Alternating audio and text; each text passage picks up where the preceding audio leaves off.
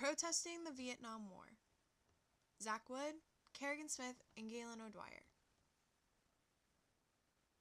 So, what was the Vietnam War? Well, it was a conflict between the U.S. and the Communists in North Vietnam. The Vietnam War first began in 1959, 5 years after the division of North and South Vietnam. By 1969, at the peak of the war, over 500,000 U.S. troops were stationed in Vietnam. But why were people protesting the war? Protesting began when the bombing of North Vietnam was taken to an extreme.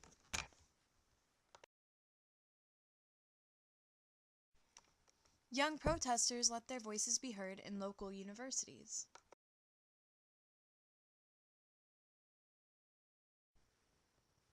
One of the most influential groups was the Students for a Democratic Society, or SDS. Colleges like the University of Wisconsin-Madison and the University of Washington were the sites of many protests.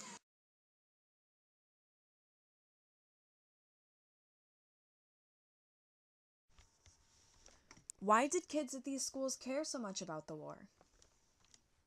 Well, there were more than 57,000 Wisconsin residents who served in Southwest Asia, and on average, the soldiers were college-aged.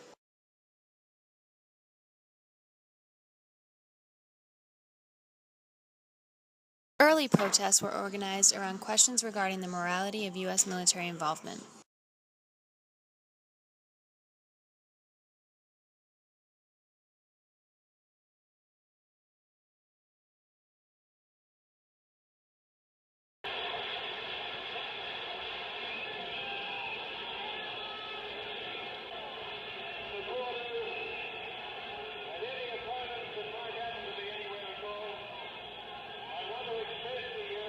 Important riots and anti-war acts at University of Wisconsin-Madison. Dow Chemical Company produced napalm, a gel chemical that was used in bombs during the Vietnam War. It had physical as well as psychological effects, and in 1980 it was deemed illegal. In late February of 1967, during the first Dow riot, the SDS organized demonstrations against recruiters from the Dow Chemical Company in engineering, chemistry, and commerce buildings, and students blockaded offices in Bascom Hall. Many students were beaten bloody in this riot, and this was the first time tear gas was used during an anti-war demonstration.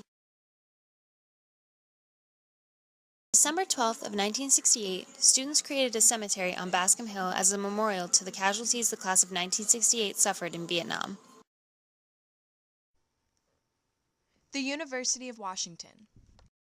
Students at the University of Washington had been protesting since the 1950s, starting with small groups of students to protest McCarthyism and alleged communist teachers.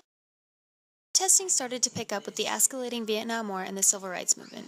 The University of Washington hosted many anti-racism and anti-war student groups. These groups worked together in larger campaigns, like the 1968 Black Student Union sit-in, anti-ROTC and anti-war protests, and the May 1970 student strike. The May 1970 student strike was a reaction to the expansion of the Vietnam War in Cambodia and the killings of student protesters at Kent. What are you doing? Stopping the war, the Vietnam War. So you're protesting the Vietnam War? Yes, I am protesting the Vietnam War. Stop the war! Where do you go to college?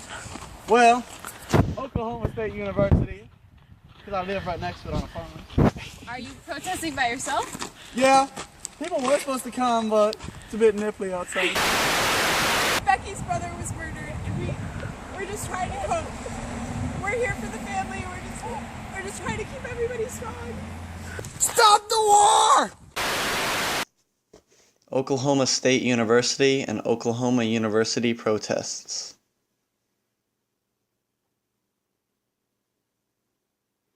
Opposition to the Vietnam War in the 1960s and 1970s grew into the most extensive anti-war movement in American history. In 1968, the FBI fabricated and distributed a letter to Oklahoma newspapers that was supposedly written by a parent of an OSU student.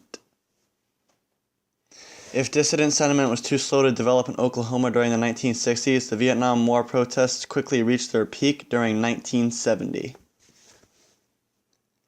May 6, 1970, a call for a general strike to support the anti-war movement at the University of Oklahoma brought out 700 protesters. In 1968, 600 protesters at OSU in Stillwater tried to interfere with ROTC activities to show their opposition to the war. The Kent State University. The Kent State Massacre is another example of how far some of the protests went. 13 Kent State students were shot by the Ohio National Guard, and 4 of those students died.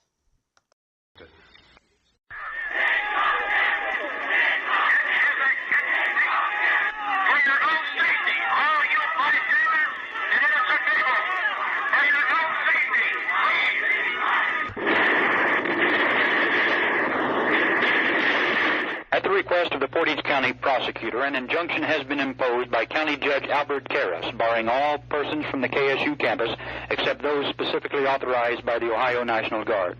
The injunction requires all students living on campus to depart as soon as possible and at the latest by 12 noon tomorrow. At this point, the majority of students have left the campus and many are awaiting rides from parents and friends. The injunction has been imposed as a result of this weekend's campus disorders. This afternoon, 4 persons, including 2 women, were shot and killed on the campus during renewed demonstrations involving hundreds of students. The Ohio National Guard fired into that crowd that day in order to make a demonstration against the protesting college students. The 4 lives that were lost and the 9 that were injured are still remembered with the memorials placed around Kent State University. Protesters tried to stop a terrible act of violence that claimed 3 million lives, including over 60,000 U.S. soldiers that are still honored today in America.